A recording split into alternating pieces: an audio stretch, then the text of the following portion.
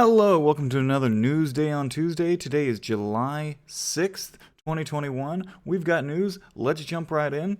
We've got Guardian Blade Charlotte, Emperor Vlad, and they said, screw you to Neovision Awakenings for Zile, which makes me very sad. Very, very sad and angry. Okay, so we have Charlotte. She looks fun. Although I sort of dislike how they removed her armor because her losing armor makes her more powerful. I don't get it. And Vlad being the season 2 villain, so I feel like he's coming a little bit late considering we're at the end of season 1. But his brave shift form also makes him look like Voltron. All right. We've got, the pretty standard rewards. The banner, it's a split Neovision banner. Let's just keep. They're gonna keep doing things like, removing NVAs. Let's just release, I don't know, a quad Neovision banner if you're really in it for the money. All right. So we got Neovision Charlotte, and her brave shift unlocked is also a DPS, so she goes from DPS to DPS. I kind of like how her DPS sprite looks. It's kind of interesting. It's a new armor set for her, which is kind of interesting. Yeah. Then it's a perfect brave shift, so she's allowed to be in a brave shift all the time and continually switch back and forth. Her super trust mastery is a great sword with 190 attack, activates boost attack and spirit by 700. That's for Charlotte, Sacred Seal Charlotte, all the Charlottes basically. And then boost equipment attack by 50% when a single weapon is equipped in both hands. So the equipment attack is good for everybody, but the flat attack spirit is only good for Charlotte's. Alright, and then the trust mastery is boost attack, spirit, and LB damage by 50%. Pretty nice little trust mastery. Her vision card, we'll get to that in a minute. Her featured standard abilities is Blizzard Strike, change the effect of normal attack to deal ice damage to one enemy, and fills her own LB gauge. It's kind of okay. Her DPS is around that of, say, like last gen. So, she's not comparable to the newest units, like even Napi, for instance. She's more than a few months old as far as her DPS. So, if you're looking for a skip banner, unless you're going for Charlotte because she's your waifu or whatever, then I'm not gonna spend too much time on her skills and her skill kick. She doesn't even really do that many things that are unique. Deal ice damage to one enemy and fill LB gauge, boost attack, and LB damage for caster. She does, and in a brave shift form, she deals ice damage and reduce ice resistance for all enemies. So she is more of an ice DPS if you're needing one of those. And then Snow Slide Flash is her grandest ability. Deal damage, reduce ice, lightning, and wind resistance for all enemies. Okay. Emperor Vlad is a magic DPS, and he goes to a magic DPS. From what I hear, it's he has about a 6-turn setup, and then he can do about half of the damage that Ibarra does with her LB that she starts with. So, also a skip unit. Because Ibarra is about 10 months old, and he does half the damage of Ibarra, so okay. Unless they buff these units whenever they come out, they're not looking good. His brave shift duration lasts 4 turns, and it has a 4-turn cooldown. Super trust mastery award for him is a 184 magic rod with activate 700-year dictator, boost own magic at the beginning of battle or after being revived. So it is a magic static buff. And then the trust mastery award is boost dark resistance by 40% and boost equipment magic by 100% when a single weapon is equipped in one or both hands. So that is the whenever you have a shield or a weapon equipped. But this does split in perils. So if you're trying to do, like, if you're using, like, Rod Imperil, for instance, it counts a shield as a weapon. So you actually half the damage if you're using something like Seeking Eternal Solitude. So you'd want to run, if you're using a Rod Imperil or, you know, in battle apparels like that, in perils like that, then it does half the damage for those. All right. A vision card is the same vision card. They share a vision card because they share a banner.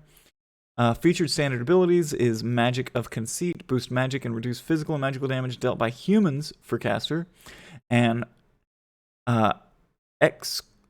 Execrating Mirror of Equity, deal dark damage and reduce dark resistance for all enemies. And then featured Brave Shift abilities is deal dark magic damage to all enemies and boost magic and damage of certain abilities for caster. So he really just buffs himself up. This is part of his, like, buff turn.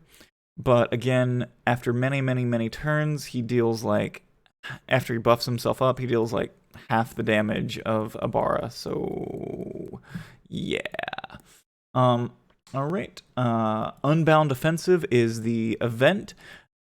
So you can grind out Unbound Offensive. Looks like also the 5th anniversary slots tokens and Unbound tickets. Okay, so you can get slot tokens from this as well. You know, do the content. Unbound Offensive certificates are dropped. Okay, so it's the King Mog event. All right.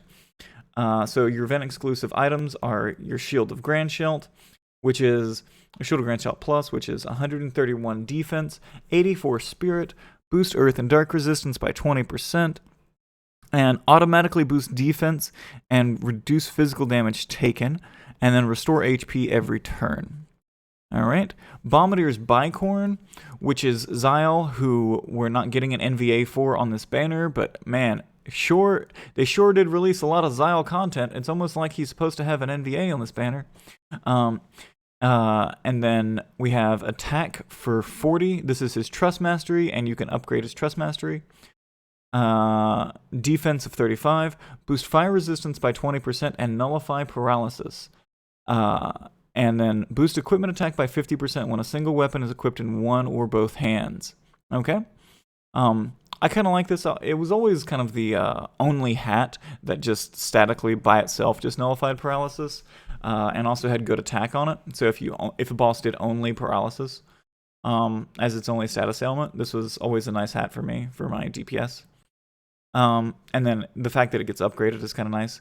Your Zile Cannon, which was a gimmick weapon that they gave us way back in the day, we can, I guess, now get another one. We can get Zile Cannon Plus, which takes it from this is a two-handed weapon, and it goes from 155 attack gun, or 100 attack gun to 155 attack gun with attack 50%. Still pretty much just a meme, but at least it's a meme on fire. All right, and it has 36 spirit.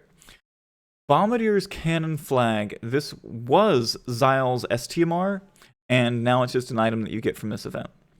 So it's 130 attack, 145 spirit, boost fire, ice, light, and dark resistance by 20%, and activate Flag of Unity. Restore MP by 3% and fill LB gauge by 100 every turn. And boost XP obtained from battle by 20%. So this is just a passive fill, honestly, and also the passive XP. It's a nice little gun, but it is a two-handed gun for that. It creates some nice resistances, but, you know, in lieu of a shield, and it does have some nice MP restoration on it. You can get all those from the crafting and buying, you know, King Mog stuff, so enjoy those items. Your bonus mobs are the golden bombs. All right, your character bonuses for 300% are the 2 new banner units, and 200% are FFBE units that are Neovision of recent. 150% are some of the global exclusives and recent banner units. And then, you know, it goes down from there all the way until it gets down to where is he at? He's not even on here. Not even on here. Oh my god, really? A man's not even on. They didn't even let him be on here. Ugh. Okay. Bring the following units and receive event point bonuses and event currency for EX levels. Yeah, so everybody that's a Neovision can get EX level bonuses. And then you get your King Mog's Lost Maps. Your daily bonus challenge is the Awakened Emperor, where you can get Sword of Grandshelt, which is a 190 attack two-handed weapon. And for Charlotte, with that attack and spirit by 700, and boost equipment attack by 50% when a single weapon is equipped in both hands. But then there's Royal Split Sword, which is a regular sword, and it is attack 180, spirit 160, and it has boost HP by 1,000. This is for only Charlotte's, and boost attack and spirit by 350, again only for Charlotte's. So every Charlotte can use both of these swords, but only every Charlotte can benefit off of these swords. Anybody else can also use those, but not benefit as much off of them. Your Challenge of the Brave events come back, you know. You farm out whatever you guys might need to farm out, I guess. I don't know. Okay. And then we've got the Vision card that comes with these two new units. A World United. A World United is 100 attack, 80 magic. So not bad for like a hybrid unit, honestly. And then it has boost attack by 80% when equipped with a sword or a large sword, and boost magic by 50% when equipped with a rod, and boost LB damage by 50%. So a LB damage hybrid unit for, an LB damage hybrid unit is really what this would be best for. And then your sort of new Vision card that just, tells like past story events that we missed. Is Tomoe versus Gravy. And I kind of liked that one. It was this, she looked like the samurai, but she had the gun, and he looked like the cowboy, but he had the sword. I kind of liked that one. It was interesting. This is attack 80, and then boost attack by 40% when equipped with a gun, and physical damage against humans by 25%. So really, like, for new players, whenever they're starting the game, and because this will eventually be added to the free pool, this would be like one of the better free ones, I think, to get. And then Vision cards. Yep, you've seen the Vision cards. Unit intro quest: Guardian Blade Charlotte. Great. She has a new CG limit burst where she loses her armor for some reason, because it makes her stronger. And then we've got a Chronicle Battle Xeno of the Beta Star. Your Chronicle Battle here, blah, blah, blah, blah. Yep, we know. Chronicle Battle. Look at this. Okay, hold on a second. The following units will receive a 300% parameter boost to all parameters. Citra, Folka, Axstar, Nagi, Phasalis, Madame Adele, Zile. Almost like they couldn't remove all of his code.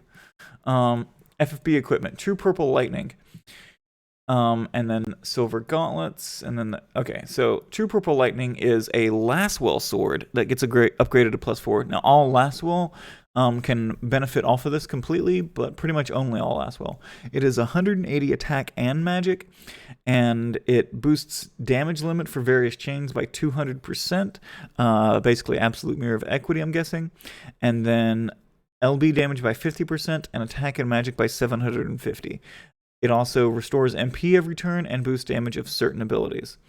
Okay, so this is good for only Laswells, and if you are rocking, Neovision Laswell or Mystic Ice Laswell, I guess, then this is a great item for you, but this does not bring either one of them into the meta.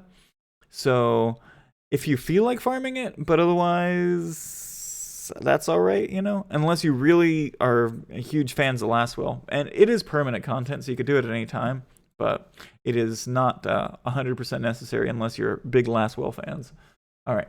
Your Silver Knight's Gauntlet is the other item you can farm out of this, which is an accessory for 40 attack and spirit and 20 defense, boosts ice and light resistance by 30%, and for Charlotte's only, it gives boost equipment attack by 25% when a single weapon is equipped in one or both hands, and boost equipment attack by 25% when armed with two one-handed weapons. So it's just an accessory that boosts equipment attack by 25% if you're equipped with anything, and boost ice and light resistance by 30 and attack and spirit by 40. Not bad. Not great, but not bad. All right. The treasure summon for Charlotte is here, and for Vlad. So you get a treasure summon for both of them. Great, great, great. It's $12 summon, or 13 or whatever it is in your country. And then your exchange shop. Your exchange shop, for them you can get the Chaco plushie, which is attack 65 and win resistance by 50%. And restores MP every turn. Honestly, I really love Chaco plushie. You get the Rob on Ashtray's Dancer's Clothing, which is 71 flat magic, and boost magic by 40%. Honestly, I love this STMR. Your Dark Ring and your PN2K booster. Both of those are kind of okay, I guess. All right. What else we got? What else we got? We got the Charming Commander login bonus. As you log in for the days, you're going to get Vlad and Charlotte tokens.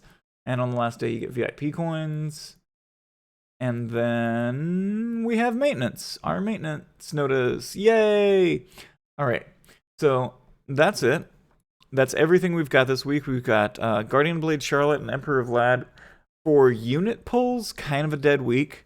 Continue to pull on last week's, I guess. Or save for next week's, which is probably Final Fantasy VII. But you can farm out Unbound Defensive and get all this gear. And then a Chronicle Battle where you can fight Vlad and get a Lastwell exclusive item or a Charlotte exclusive item, I guess. Okay. All right. Don't forget to continue voting in the unit popularity poll that is going on right now. Vote for whoever you want. I'm still voting for Tiana because I want to see them do something with the item-based units. All right. Thanks for hanging out, guys. Much love. Peace.